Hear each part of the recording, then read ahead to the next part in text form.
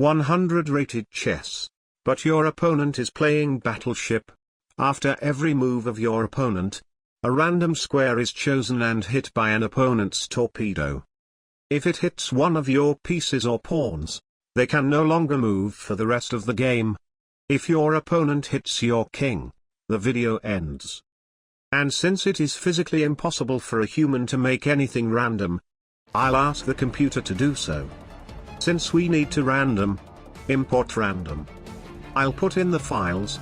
Now about the ranks. In the game of battleships, the opponent only fires torpedoes at you. They can't attack themselves, so we only use half of the board as the targets. In case I play white, my opponent only shoots at the first 4 ranks, and in case I play black, he only shoots at the latter 4 ranks.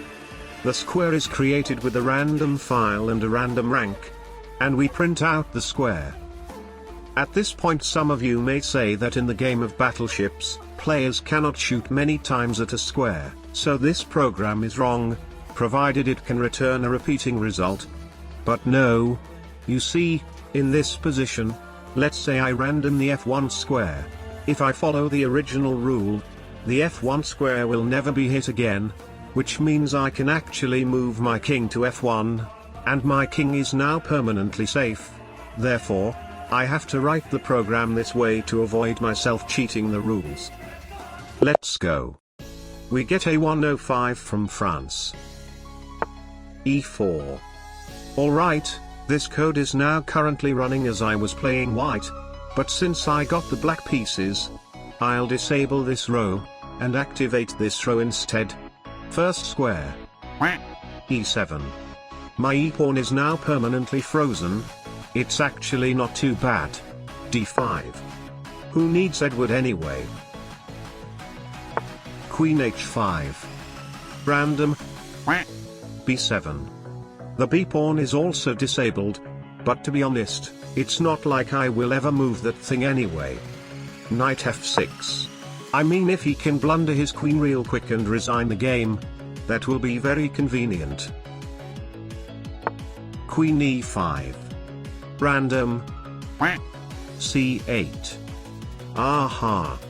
My bishop is also disabled, so even though I really want knight C6 here, with my bishop deactivated and my b-pawn cannot defend my knight in case he wants to pin it, knight D7 instead.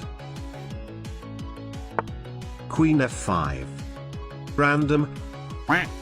D7. Dude. The randoms have a 50% chance of hitting my army, and somehow it has been managing to do so, every single time. G6. This seriously looks so dead. Queen G5. Well, I mean, it's fine, as long as it doesn't hit my king. We always have our chance. C5. That doesn't hit anything. Knight takes E4. Ha! My knight is on his side of the board now. It is physically impossible to be hit. Queen E5 again. Random. D5. Okay, very inconvenient. Knight back to F6. How is this engine hit me so many times though? I wrote it, and now it is betraying me. Bishop B5. Random. B7. Aha. That shoots the B7 pawn again. Nothing changed. C6. Bishop D3. Random. A5. That hits nothing. Bishop G7.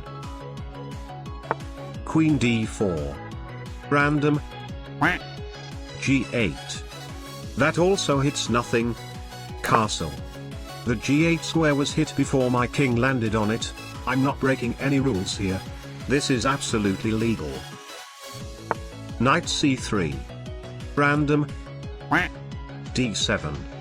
That hits my knight again, doesn't change anything. Queen C7. Queen E5. Random. A7. I'm not trading queens, we are already down way too much materials. Queen B6. Dude. Now how am I supposed to bring this rook out? Knight c3. Random.